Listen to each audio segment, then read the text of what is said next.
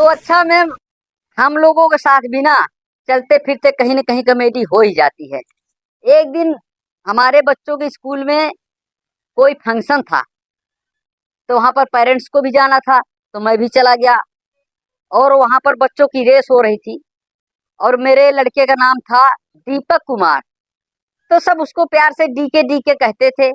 अब रेस चालू हो गई, तो मैं भी अपने बच्चे को उत्साह बढ़ाने के लिए जोर-जोर से चिल्लाने लग गया।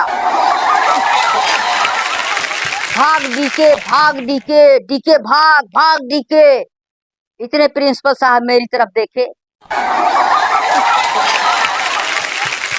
बोले भाई साहब ये इंग्लिश मीडियम है, यहाँ पर इंग्लिश में बोलते हैं, हिंदी में आप इस तरह से मत प्रोत्साहित करिए बच्चे को। तो मैं सोचा कि अब क्या करूं। फिर मैंने कहा रंडी के, रंडी के, रंडी के।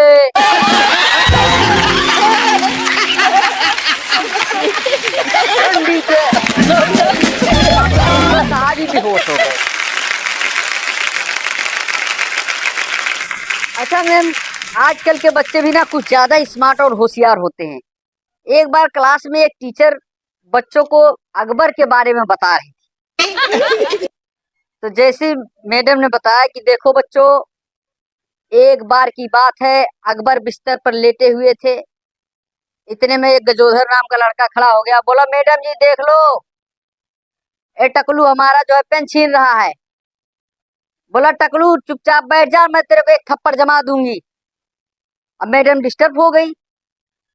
फिर उन्होंने बोला था हाँ तो बच्चों बताओ मैं कहाँ थी।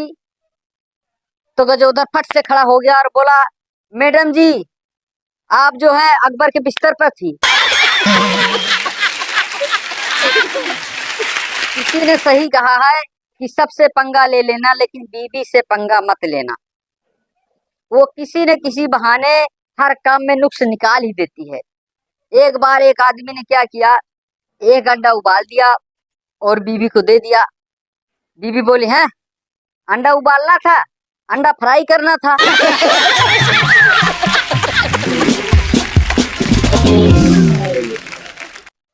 उसने अगले दिन फिर क्या किया, अंडा फ्राई कर दिया। बोला सब गड़बड़ कर दिया। अरे आज तो अंडे को उबालना था, फ्राई नहीं करना था। फिर अगले दिन उसने सोचा कि आज मैं इसको नुक्स निकालने नहीं दूंगा। उसने क्या किया, एक अंडे को उबाल दिया और एक अंडे को फ्राई कर दिया। बोला लो मैडम जी खाइए।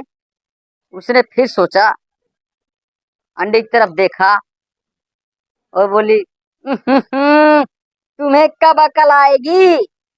अरे किस अंडे को फ्राई करना था, किस अंडे को उबालना था, सब गड़बड़ कर दिया। जिस अंडे को उबालना था उसको फ्राई कर दिया और जिसको फ्राई करना था उसको उबाल दिया। सब सत्यानाश कर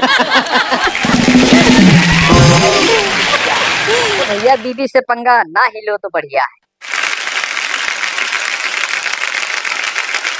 तो एक बार की बात है, भारत और इंग्लैंड का मैच चल रहा था और भारत वाले बैटिंग कर रहे थे।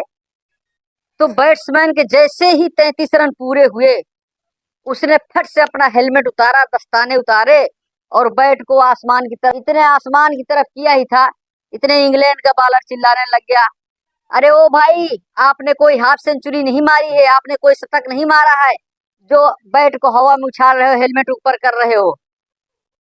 बोला जब हमारे इंडिया में आके 10वीं पास करेगा जब पता चलेगा कि 33 के कितने मायने होते हैं।